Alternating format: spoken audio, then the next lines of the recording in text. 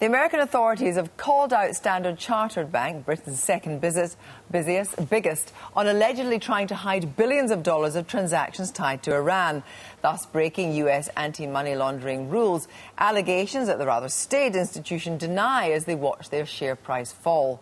The accusation follows quickly after the Libor and the HSBC scandals, both revealed too by the Americans. So given that London is the global centre of investment banking, is it inevitable that we have to take the heat? Or is the US gunning for us in particular? Here's Joe Lynam, whose report contains strong language. Connect with the bank that's been connecting Asia, Africa and the Middle East for 150 years. Standard Chartered Bank. Unfortunately for Standard Chartered, the Americans believe that some connections with the Middle East were illegal. And it's hammering the share price, down nearly 25% at one point today, after a little-known wing of the US government known as the New York State Department of Financial Services accused the bank of blatantly ignoring the embargo on Iranian banking activity. The SDFS alleges that some 60,000 secret transactions worth $250 billion are at issue, and that the bank was a rogue institution motivated by greed without any regard for the legal, reputational and national security consequences of its flagrantly deceptive actions. It also got its hands on some internal emails.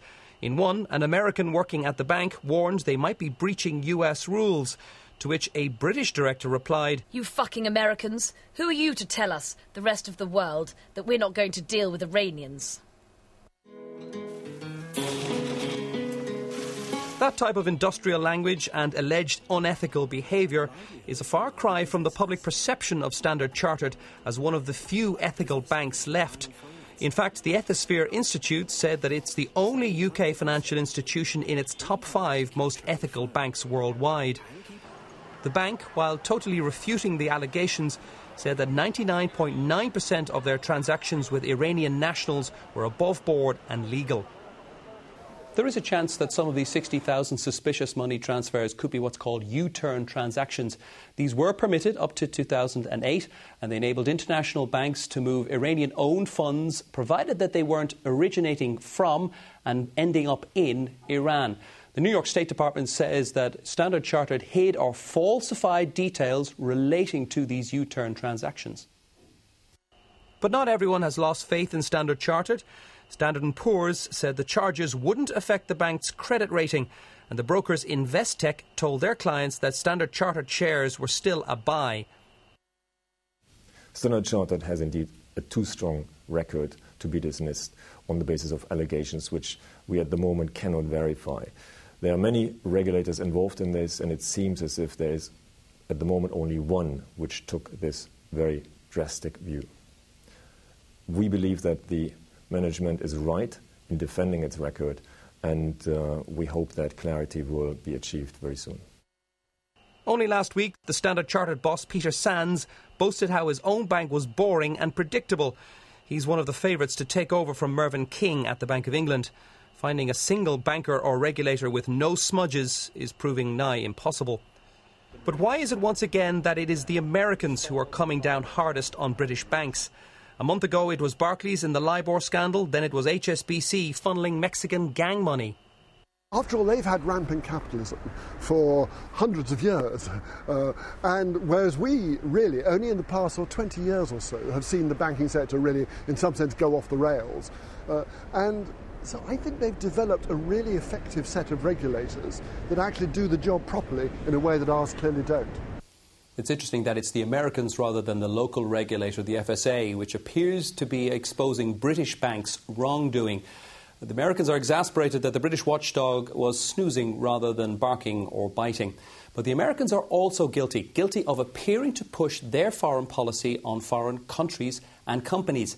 The US dollar is the global reserve currency, but should every transaction, and there are trillions of them, be regulated from New York or Washington? If the allegations are proven true, this is more than a serious case. This is devastating. When you say devastating, could this destroy the bank as we know it? It will destroy the credibility of the bank. The only way the bank in this operation can survive is to root out, strip out all the problems, rebuild from ground zero and operate according to strict controls. Standard Chartered could face formal charges later this month, and if found guilty could lose its banking licence in New York. But the real damage would be on its global reputation, which may never recover. Joe Lynam will here to discuss this latest blow to the City of London's reputation are Mark Berman, who was a lawyer for the Securities and Exchange Commission in Washington and now runs a company advising bankers about regulations, and Alistair Heath, the editor of City AM. Question for both of you, but first, Alistair, to you. Do you think there's a sense in which the Americans are out to get us? I mean, there's a sense among some people in the city that that is indeed the case. Obviously, UK banks have made a lot of terrible mistakes, but other banks have too, Eurozone banks and American banks too. I think it's somewhat preposterous, this idea that the Americans are whiter than white, that they've done nothing wrong here, that, none of the problems actually originated there. In fact, the subprime crisis was American. Fannie Mae, Freddie Mac was American. A lot of the large blow-ups and problems were from the US. So I think everybody's to blame here for the crisis, and I think this narrative that is being projected by some Americans that all of the problems are from London is wrong. But, Mark, look at who's made this accusation. The New York State Department of Financial Services, a little-known organisation, I would say, in this country, and there's all these different financial authorities. This one has suddenly come up with this accusation, which, of course, Standard Chartered refute, all but bar 0.1% of it. Right. What I find shocking is that an organization like this New York State entity has brought such a major case. 30,000 documents that they've looked at, years to do the examination and the investigation. These are extremely serious charges. They never would have laid these charges without a very strong underlying evidence of truth. What I find absolutely shocking here is the fact that 3 extremely large British banks in a row, Barclays, HSBC, and now Standard Chartered, have demonstrated lack of tone at the top, lack of supervision. So you think it's a perfectly justifiable, as it were, hunt? It's not a hunt. I think the evidence speaks for itself. Well, look at this language from Ben Losky of the New York State Department of Financial Services, saying that as a result of this, a Standard Chartered, they're vulnerable to terrorists, weapons dealers, drug kingpins, corrupt regimes. I mean, this is a ramping up of language. Is it helpful? I don't think it's a ramping up. I think if you look at language here on page 20, where it says that the CEO assured the deputy superintendent that the bank was compliant in all matters, and they believed that he lied to the examiners.